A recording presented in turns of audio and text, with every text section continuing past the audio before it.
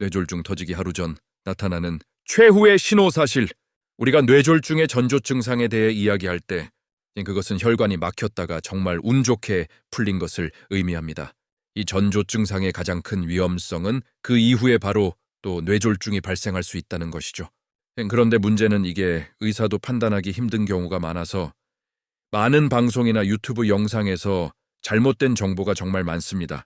안녕하십니까? 건강이신 구독자 여러분, 이번에 뇌가 멈추기 전에라는 신간을 저술한 서울대학교 병원신경과 이승훈 교수입니다. 우리나라에서 뇌졸중은 1년에 약 11만 건 정도 발생하는데요. 그 발생률이 조금씩 늘고 있습니다. 사망률도 거의 20%에 육박하고 장애율은 34-40%에 달한다는 것은 정말 무서운 질환이라고 할 수 있습니다. 이 뇌졸중이라는 말 자체는 노예가 졸건 즉 갑작스럽게라는 의미이고 중은 가운데 자이지만 여기서는 타격을 의미합니다. 그래서 뇌가 갑자기 타격을 받는다는 뜻이죠. 외상을 제외하고 뇌에 자발적으로 문제가 생기는 유일한 원인은 혈관에 갑작스러운 문제가 생기는 경우입니다. 혈관이 갑자기 막혀서 조직이 괴사하는 상황을 뇌경색, 혈관이 터지는 상황을 뇌출혈, 이렇게 두 가지로 분류해서 이야기하고 있습니다. 제 인생에서 신경과 전문의로서 특별히 어떤 점이 가장 안타깝냐고 묻는다면 뇌졸중이 이미 발생한 상황에서도 응급치료나 적절한 치료를 통해 환자분의 장애 정도를 많이 회복시킬 수 있는 경우가 많다는 점입니다. 전조 증상의 굉장히 위험성은 그 이후에 뇌졸중이 바로 또 발생할 수 있다는 거거든요. 그런데 전조 증상이 왔는데도 그걸 무시하고 그대로 계시거나 아니면 별것 아니겠지 하고 주무시다가 아침에 완전히 반신마비가 돼서 오시는 환자분들이 꽤 많습니다. 심지어는 제 지인 중에도 그런 분이 있었습니다. 만약 그때 주무시지 않고 병원에 오셔서 저희가 적극적인 치료를 했다면 초기에 환자분의 상태를 완전히 되돌릴 수 있었을 텐데 장애가 그대로 고정된 상태로 1, 2년간 굉장히 고생하신 분이 있었습니다. 이 골든아워 이렇게 정확한 의미는 결정적인 치료가 있다는 것입니다. 환자가 지금 뇌졸중으로 인해 신경학적 손상까지 왔지만 당신을 완전히 정상으로 되돌릴 수 있는 아주 결정적인 치료가 존재한다는 뜻입니다. 그리고 그 치료가 효용 가능한 시간대를 말하는 거죠. 이 정맥주사로 투여하는 혈전 용해술은 4.5시간 이내, 뇌로 직접 들어가서 혈전을 제거하는 시술은 6시간 정도 내에 해야 합니다. 그 시간이 지나면 시술이 불가능하냐고요? 아닙니다. 시술 자체는 똑같습니다. 시술로 혈전은 다 꺼낼 수 있어요. 문제는 뇌세포가 죽어가기 때문입니다. 우리가 보면 모든 세포는 심각하게 손상되면 흉터로 바뀌거나 재생되지 않죠. 하지만 어느 정도 손상되었을 때는 위벽세포나 피부세포, 간세포 같은 경우는 거의 완벽하게 회복이 됩니다. 특히 간은 손상이 심해도 원래대로 돌아갈 수 있어요. 그런데 뇌는요? 전혀 그렇다고 보시면 안 됩니다. 아주 미미하게 재생이 가능하다는 학술적인 이야기는 있지만 그 정도를 기대해서 뇌에 재생력이 있다라고 생각하시면 안 돼요. 어릴 때 태어날 때 가지고 있던 뇌세포가 내 머리 안에서 평생 가는 뇌세포라고 생각하셔야 합니다. 태어날 때 1살일 때가 뇌세포가 가장 빵빵할 때입니다. 살면서 점점 줄어들죠. 계속 노화되면서 줄어드는데 뇌경색이나 뇌출혈이 오게 되면 한순간에 이 뇌세포가 와장창 죽어나갑니다. 그리고 이 세포들이 워낙 하는 일이 많기 때문에 자기 스스로를 지키는 힘이 굉장히 약합니다. 30초, 아니 1분만 혈류가 끊어져도 바로 죽기 시작하거든요. 그런데 얘네들이 재생이 안 되기 때문에 결국 이것이 흉터로 바뀌게 되는 겁니다. 그러니까 뇌에 혈류가 안 들어가면 혈류가 가장 안 들어가는 센터코어라고 하는 부위는 완전히 죽어버리고요. 그러면서 혈류가 덜 들어가는 반음형 부위, 페눔브라라고 하는 부위들이 있습니다. 이 부분이 바로 치료의 타겟이 되는데 혈관이 막혀 있을 때 이 반음형 부위가 점점 확장되어 나갑니다. 그래서 6시간이 지나고 나면 그 혈류 영역이 전부 죽어버려요. 그때 혈전을 제거해도 세포가 다 죽었기 때문에 우리가 어떤 치료를 해도 아무 의미가 없어지는 겁니다. 따라서 6시간이라는 MBS 잼스 골든아워가 있다는 의미는 7시간째까지 가기만 하면 치료를 할 수 있겠구나 하는 뜻이 아닙니다. 임바를수록 좋다 하는 이야기입니다. 일찍 와서 일찍 치료할수록 완전 회복될 찬스가 높아지니까 특히 뇌경색에 있어서는 6시간 내에 도달할 수 있는 병원이 있다면 어떻게든 빨리 본인의 인생을 걸고 그 병원에 도달하셔야 한다라고 생각하시면 되겠습니다. 이 증상이 있다면 이미 뇌졸중은 시작됐다. 뇌졸중 전조 증상. 사실 간이나 신장 혹은 장경색 같은 것이 작게 생기면 우리가 그걸 알아차릴 수가 없습니다. 하지만 뇌경색은 뇌가 우리 몸 전체를 관장하는 기관이기 때문에 아주 작은 경색이 와도 우리가 금방 증상을 알게 되는 경우가 많습니다. 그래서 경색 자체가 증상으로 느껴질 가능성이 훨씬 더 많습니다. 이 뇌졸중 증상에 대해 일단 오해하시면 안 되는 것이 있습니다. 전조 증상에 대한 많은 방송이나 유튜브 영상에는 잘못된 정보가 정말 많아요.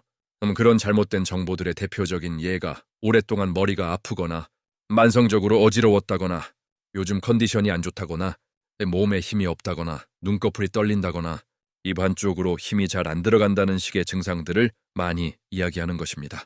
사실 뇌졸중 환자는 갑자기 신경학적 증상이 생기는 것이므로 만성적으로 오랫동안 지속되어 온 증상은 일단 기본적으로 관련이 없는 경우가 많습니다. 전조 증상이 생기는 경우도 사실은 전조 증상의 의미는 그 혈관이 막혔다가 굉장히 운 좋게 풀린 것입니다. 즉 뇌졸중의 전조 증상은 뇌졸중의 증상과 완전히 동일합니다. 그래서 뇌졸중의 증상을 알면 전조 증상도 이해할 수 있는데 뇌졸중의 증상 자체는 한쪽 반신의 마비, 힘이 안 들어간다든지 팔다리가 안 움직인다든지 한쪽 반신의 감각 이상, 여기가 남의 몸 같다든지 갑자기 말이 안 나온다든지 말이 이해가 안 된다든지 시야가 갑자기 흐려지거나 한쪽 눈이 안 보이거나 아니면 갑자기 어지러워서 비틀비틀거리는 증상들이 갑자기 급작스럽게 심하게 오는 것이 대부분 뇌졸중 증상입니다. 그런데 그 증상이 왔다가 없어지면 그것이 바로 전조 증상인 것이죠. 그럼 그 혈관이 막혔다가 굉장히 운 좋게 풀린 것이기 때문에 당장 병원에 오셔야 합니다. 왜냐하면 거기에 동맥경화라는 선행병변이 있어서 혈전이 생겼다가 풀린 것이기 때문에 언제든지 다시 생길 수 있거든요. 그런 증상이 왔다가 풀렸기 때문에 내가 지금 컨디션이 잠깐 안 좋았나? 좀 내가 꿈을 꿨나? 뭐 개기줄 했나? 하고 좋게 생각하시는 분들이 있습니다. 그러다가 결국 주무시고 난 다음에 큰 뇌졸중을 맞게 되고 이렇게 문제가 되는 경우가 있습니다. 병원에만 오시면 전조 증상 단계에서 차단할 수 있습니다. 그러니까 전조 증상의 중요성은 뇌졸중 증상과 동일하다는 것입니다. 일반적으로 평상시 알고 있는 만성적인 두통이나 어지럼증 증상이 아닙니다. 두통이 머리에서 느끼는 증상이기 때문에 이것이 분명히 뇌의 어떤 혈관 문제를 알려줄 것이라고 생각하는 것이죠. 그게 잘못됐다고 과학적으로 이야기할 수 있는 것은 뇌는 사실 스스로의 통증을 못 느끼는 장기입니다. 굉장히 독특하게도 뇌 바깥에 있는 뇌막이 통증을 느끼고요. 뇌 혈관 벽들이 느낄 수 있어요. 하지만 뇌 자체는 못 느낍니다. 우리가 두통을 느끼는 거의 대다수는 뇌 혈관의 운동 기능 이상이거나 아니면 뇌막의 압박 증후군 내지는 근육통입니다. 그래서 대부분은 사실 뇌가 아니고 뼈, 바깥에 있는 근육통을 두통으로 느끼면서 뇌 안의 통증으로 잘못 오해하시는 경우가 많은데요. 사실 우리가 느끼는 통증이 어떤 장기를 정확하게 알려주는 것이 아니기 때문에 대부분의 만성적인 두통은 뇌졸중의 전조 증상이 아닙니다. 만약 뇌출혈인데 전조 증상 같은 경우가 있다면 지주막하 출혈일 때 일부 환자에게 생길 수가 있습니다. 지주막하 출혈은 큰 혈관에 동맥류가 있을 때 이것이 파열되면서 생기는데요. 이게 더 큰 출혈이니까 심각한데 어떻게 전조 증상이 있을 수 있냐고요? 동맥류의 파열이 아주 미세하게 생기는 환자들이 일부 있습니다. 그게 터졌을 때 사망률이 거의 50%인데 살아남은 사람들이 이야기하는 것은 자기 인생에서 느껴보지 못한 두통을 느끼는데 자기가 머리를 도끼로 맞은 줄 알았다고 꽝 하고 생기기 때문에 너무 심해서 생기는 순간 의식을 잃는 경우가 다반사고 병원에 죽어서 오는 경우도 다반사고 그렇습니다. 그러니까 이것은 사람이 느낄 수 있는 갑작스러운 병 중에 가장 처절하고 참담한 병인데요. 왕하는 두통을 느꼈다가 풀리지 않는다면 지주막하 출혈에 동맥류 일부 파열을 의심해야 하는 경우도 있습니다. 그런데 문제는 이게 의사도 판단하기 힘든 경우가 많아서 두통 자체를 전조 증상으로 느끼는 경우가 굉장히 드물다거나 진단하기 어려운 경우가 많아요. 그러다 보니 이 두통을 전조 증상으로 이야기해버리게 되면 온갖 예민한 분들의 만성 두통을 자기가 이제 전조 증상으로 생각하시는 분들이 많아서 제가 두통이 뇌졸중의 증상이 아니다라고 좀 강변을 하긴 하는데 일반인들에게 무조건 그렇게 이야기하기보다는 평상시 자신이 CT나 MRI를 찍었을 때 동맥류가 있었던 사람에 한해서 좀 더 심각하게 생각하실 필요가 있겠습니다. 다른 증상이 없는데 이명만 들리는 걸 뇌졸중으로 의심하실 필요는 없고요. 극히 일부에서 맞는 이야기이기 때문에 대부분은 틀린 이야기입니다. 그러니까 귀에서 소리가 나는 것을 의학적으로 이명이라고 하고요. 이명이 생기는 원리는 대부분 노인성 난청입니다. 40대 넘어가면서부터 귀가 높은 톤의 소리에서부터 점차 잘 안 들리기 시작하거든요. 그럼 이 청각 세포가 본인이 평상시 하던 일을 잘 못하기 때문에 더 과활성화되면서 더 들으려고 노력하다가 생기는 것이 이명입니다. 나이가 들면서 지금 청각 세포가 조금 노화되고 있구나라는 신호로 두두두두두 하는 소리가 들린다든지 삐위 하는 소리가 들릴 수 있어요. 안 들리던 것이 들리는 것이기 때문에 이게 뇌의 문제가 아니겠냐고 생각하시지만 대다수의 경우에는 노화성 난청의 전조 증상 정도기 때문에 다른 증상이 없는데 이명만 들리는 걸 뇌졸중으로 의심하실 필요는 없습니다. 다만 환자가 어지럼증이 갑자기 생겼는데 귀가 안 들린다든지 갑작스럽게 이상한 이명이 들린다든지 하는 경우에 일부 뇌졸중 증상인 경우가 있습니다. 전조 증상을 너무 강조하면 이제 모든 사람들이 공포감을 가질 수 있고 또 사실 어떻게 보면 일시적인 컨디션 이상으로 생긴 신경학적 이상을 뇌졸중의 증상으로 오인할 수가 있는 것이기 때문에 어떤 사람이 전조 증상을 두려워해야 하는가가 더 중요한 부분인 것 같아요. 그러니까 0단계, 건강한 사람이 아무런 위험 요인도 없었는데 뇌졸중 증상이 생길 가능성은 정말 희박합니다. 30대 이전에 그럴 가능성은 없다고 봐야죠. 위험 요인도 없고 술, 담배도 안 하시던 분들이라면요. 그런데 30대 이후, 특히 40대 이후에 어느 정도 위험 요인이 있다. 내가 고혈압이 있거나 당뇨가 있거나 고지혈증 중 한 가지라도 있는데 아니면 내가 술, 담배를 건강에 해칠 정도로 좀 해왔었는데 몸에 갑작스럽게 그런 기능 이상이 생겼다고 하면 뇌졸중을 첫 번째로 의심하고 응급실로 오시는 것이 좋습니다. 뇌졸중은 외래로 오시는 질환이 아닙니다. 사실 제가 뇌졸중이 걱정돼서 외래로 오시는 분들을 보면 오자마자 요건은 지금 치료할 단계가 아니다 라고 말씀을 드리는데요. 뇌졸중을 치료할 수 있는 시기 자체가 발생하고 그날 끝납니다. 환자분의 예후를 그날 다 결정할 수 있어요. 그러니까 골든아워라고 하는 시간대가 6시간 이내이기 때문에 환자분이 지금 마비가 온 증상이 확실하다면 지금은 병원을 선별해서 가실 때가 아니고 당장 응급치료가 가능한 병원의 응급실로 빨리 가셔야 합니다. 가족을 살리는 최고의 뇌졸중 대처법, 뇌경색이건 뇌출혈이건 일단 환자가 발생했을 때 본인이라면 사실은 대처하기 어려운 부분이 있을 겁니다. 하지만 목격자거나 보호자라면 본인의 부모님이나 이런 분이 갑자기 대답이 없어서 가보니 몸 한쪽을 못 가누고 낑낑대고 계시거나 아니면 전혀 대화가 갑자기 되지 않거나 누워서 의식은 있는데 약간 멍한 사람처럼 보이는 상태가 되면 모두 뇌졸중을 의심하시는 것이 좋습니다.